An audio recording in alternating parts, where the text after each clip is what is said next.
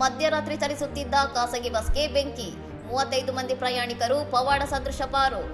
ಅನಕಪಲ್ಲಿ ಜಿಲ್ಲೆಯ ಯಲಮಂಚಿಲಿ ರಾಷ್ಟ್ರೀಯ ಹೆದ್ದಾರಿಯಲ್ಲಿ ಭುವನೇಶ್ವರದಿಂದ ಬೆಂಗಳೂರಿಗೆ ತೆರಳುತ್ತಿದ್ದ ಶ್ರೀ ತುಳಸಿ ಟ್ರಾವೆಲ್ಸ್ನ ಎಸಿ ಬಸ್ಗೆ ಗುರುವಾರ ಮಧ್ಯರಾತ್ರಿ ಬೆಂಕಿ ಹೊತ್ತಿಕೊಂಡಿದೆ.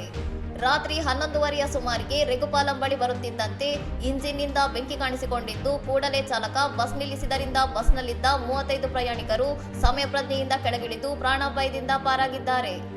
ಘಟನೆಯಲ್ಲಿ ಬಸ್ನ ಮುಂಭಾಗ ಸಂಪೂರ್ಣವಾಗಿ ಸುಟ್ಟು ಕರಕಲಾಗಿದ್ದು, ಇಂಜಿನ್ನಲ್ಲಿನ ಡೀಸೆಲ್ ಸೋರಿಕೆ ಅಥವಾ ಶಾರ್ಟ್ ಸರ್ಕ್ಯೂಟ್ ಬೆಂಕಿಗೆ ಕಾರಣವಾಗಿರಬಹುದು ಎಂದು ಪ್ರಾಥಮಿಕವಾಗಿ ಶಂಕಿಸಲಾಗಿದೆ.